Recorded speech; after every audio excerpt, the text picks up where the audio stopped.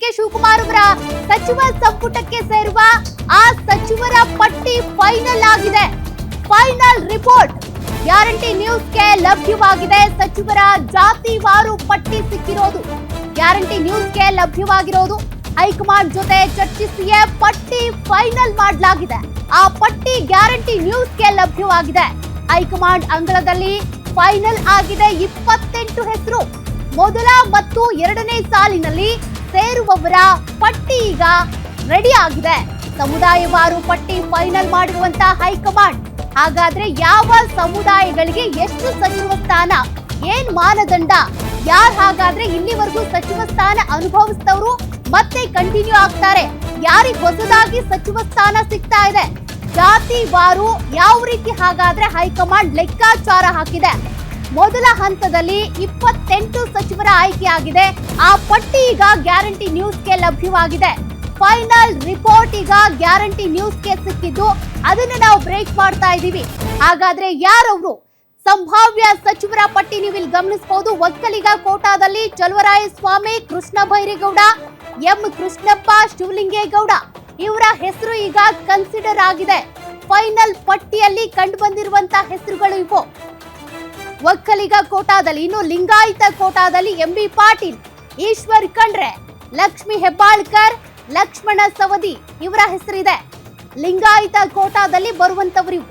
ಇನ್ನು ದಲಿತ doctor G Parameshwar, Priyank Kharge, ಎಚ್.ಸಿ. Mahadevappa ಇವರ ಹೆಸರನ್ನ ಹೈಕಮಾಂಡ್ ಕನ್ಸಿಡರ್ ಮಾಡಿದೆಯಂತೆ.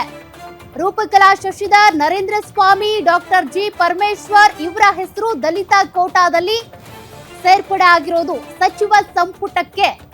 ಇನ್ನು ಮುಸ್ಲಿಂ ಕೋಟಾದಲ್ಲಿ ಯುಟಿ ಖಾದರ್, ಹ್ಯಾರಿಸ್, ಸಲೀಂ ಅಹಮದ್ ಇವರ ಹೆಸರನ್ನ ಪರಿಗಣಿಸಿದೆಯಂತೆ ಹೈಕಮಾಂಡ್. ಯುಟಿ ಖಾದರ್ ಸ್ಪೀಕರ್ ಆಗಿದ್ರು, ಇನ್ನು ಅವರಿಗೆ ಸಚಿವ ಸ್ಥಾನ ಒಲಿಯುವಂತ ಸಾಧ್ಯತೆ ಇದೆ. ಹ್ಯಾರಿಸ್ ಮತ್ತೆ ಜೊತೆಗೆ ಕ್ರಿಶ್ಚಿಯನ್ ನಲ್ಲಿ ನೋಡೋದಾದ್ರೆ ಕೆಜೆ ಜಾರ್ಜ್ ಅವರಿಗೆ ಸಿಗುವಂತ ಅವಕಾಶ ಇದೆ. ಇನ್ನು ಉಪ್ಪಾರ ಸಮುದಾಯದಲ್ಲಿ ಪುಟ್ಟರಂಗ ಶೆಟ್ಟಿ ಅವರಿಗೆ, ಆರ್.ವಿ. ದೇಶಪಾಂಡೆ ಅವರು ಬ್ರಾಹ್ಮಣ ಸಮುದಾಯದವರು, ಇವರಿಗೂ ಕೂಡ ಸಚಿವ ಸ್ಥಾನ ಸಿಗುವಂತ ಸಾಧ್ಯತೆ ದಟ್ಟವಾಗ್ತಾ ಇದೆ. ಸಂಭಾವ್ಯ ಸಚಿವರ ಪಟ್ಟಿ ನೀವು ಗಮನಿಸ್ತಾ ಇದ್ದೀರಿ. ಸಮುದಾಯವಾರು ಹೈಕಮಾಂಡ್ ಯಾವ ರೀತಿಯಾಗಿ ಪರಿಗಣಿಸಿದೆ ಆ ಪಟ್ಟಿ ಗ್ಯಾರಂಟಿ ನ್ಯೂಸ್ ನಲ್ಲಿ ಲಭ್ಯವಾಗಿರೋದು.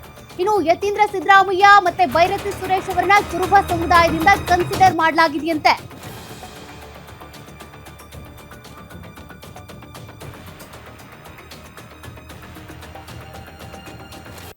ಡೀಟೇಲ್ಸ್ ಕೊಡ್ತಾ ಇದ್ರು ನಮ್ಮ ಪೊಲಿಟಿಕಲ್ ಬ್ಯೂರೋ ಹೆಡ್ ಮಾರುತಿ ನಾವು ಈಗಾಗಲೇ ಗಮನಿಸ್ತಾ ಇದ್ವಿ. ಮೊದಲ ಹಂತದಲ್ಲಿ 28 ಸಚಿವರು ಆಯ್ಕೆ ಆಗಿರೋದ್ರ ಬಗ್ಗೆ ಆ ಒಂದು ಫೈನಲ್ ಪಟ್ಟಿ ಈಗ ಗ್ಯಾರಂಟಿ ನ್ಯೂಸ್ ಲಭ್ಯವಾಗಿದೆ. ಯಾವ ರೀತಿ ಇವರನ್ನ ಕನ್ಸಿಡರ್ ಮಾಡಿದ್ದಾರೆ, ಹೇಗ್ ಲೆಕ್ಕಾಚಾರ ನಡೀತು ಅಂತ ದೆಹಲಿಯಲ್ಲಿ? ಮೊದಲನೇದಾಗಿ ಡಿ.ಕೆ. ಶಿವಕುಮಾರ್ ಅವರು ಒಮ್ಮೆಲೆ ಎಲ್ಲಾ ಸಚಿವ ಸಂಪುಟದ ಸದಸ್ಯರನ್ನು ಕೂಡ ತೆಗೆದುಕೊಳ್ತಾ ಇಲ್ಲ.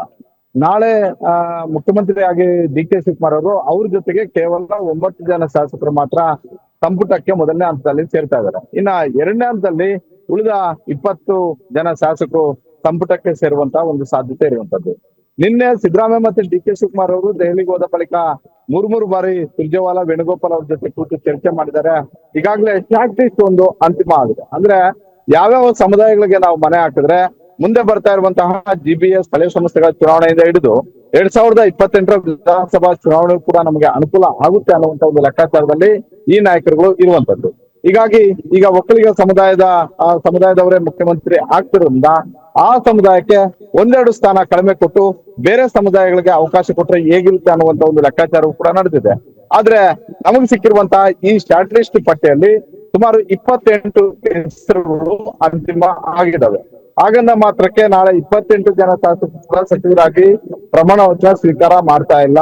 ನಾಳೆ ಕೇವಲ 9 ಶಾಸಕರು ಮಾತ್ರ ಸಚಿವರಾಗಿ ಪ್ರಮಾಣ ವಚನವನ್ನ ಸ್ವೀಕಾರ ಮಾಡ್ತಾರೆ. ಉಳಿದವರು ವಿಧಾನ ಪರಿಷತ್ ಮತ್ತೆ ರಾಜ್ಯಸಭಾ ಚುನಾವಣೆ ಆದ ಬಳಿಕ ಡಿ.ಕೆ. ಶಿವಕುಮಾರ್ ಅವರ ಸಂಪುಟಕ್ಕೆ ಸೇರೋದ್ರಲ್ಲಿ ಯಾವುದೇ ಅನುಮಾನ ಇಲ್ಲ. ಹಾಗಾದ್ರೆ ಯಾರೆಲ್ಲ ಹೆಸರುಗಳು ಆ ಅಂತಿಮ ಪಟ್ಟಿಯಲ್ಲಿದ್ದಾವೆ, ಯಾವ ರೀತಿಯಾಗಿ ಶಾರ್ಟ್ ಲಿಸ್ಟ್ ಆಯ್ತು, ಈ ಶಾರ್ಟ್ ಲಿಸ್ಟ್ ಮಾಡೋದಕ್ಕೂ ಮೊದಲು ಏನು ಮಾನದಂಡಗಳನ್ನ ಎಐಸಿಸಿ ಮತ್ತೆ ಕೆಪಿಸಿಸಿ ನಾಯಕರು ಸಿದ್ದರಾಮಯ್ಯ ಮತ್ತೆ ಡಿ.ಕೆ. ಶಿವಕುಮಾರ್ ಅವರು ಮಾಡಿದ್ರು ಅನ್ನೋದನ್ನ ನಾನು ಸಂಕ್ಷಿಪ್ತವಾಗಿ ಹೇಳ್ಬಿಡ್ತೀನಿ.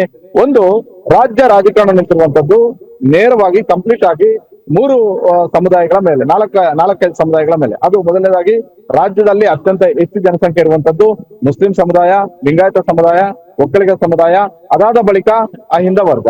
ಈ ವರ್ಗಗಳಿಗೆ ಮನೆ ಹಾಕ್ಬೇಕು ಅನ್ನುವಂತ ಒಂದು ನಿರ್ಧಾರಕ್ಕೆ ಬಂದಿರುವಂತದ್ದು. ಹೀಗಾಗಿ ಡಿ ಕೆ ಶಿವಕುಮಾರ್ ಅವರ ನೇತೃತ್ವದ ಸಂಪುಟದಲ್ಲಿ ಒಕ್ಕಲಿಗ ಸಮುದಾಯದ ಬಹುತೇಕ 3 ಶಾಸಕರಿಗೆ ಸಚಿವ ಸ್ಥಾನ ಕೊಡುವಂತ ಒಂದು ಸಾಧ್ಯತೆ ಇದೆ. ಅದರಲ್ಲಿ ಪ್ರಮುಖವಾಗಿ ಬೆಂಗಳೂರಿನಿಂದ ಕೃಷ್ಣಬೈರೇಗೌಡರು, ಎಂ ಕೃಷ್ಣಪ್ಪ ಮತ್ತೆ ಚಲುವರಾಯಸ್ವಾಮಿ. ಮುಂದಿನ ದಿನ ಇನ್ನೊಬ್ಬರು ಸೇರ್ಪಡೆ ಆದ್ರೂ ಕೂಡ ಆಶ್ಚರ್ಯ ಇಲ್ಲ. ಇನ್ನ ಲಿಂಗಾಯತ ಸಮುದಾಯದಲ್ಲಿ 5 ಸ್ಥಾನಮಾನಗಳನ್ನ ಕೊಡಬೇಕು ಅನ್ನುವಂತ ಒಂದು ನಿರ್ಧಾರ ಆಗಿರುವಂತದ್ದು.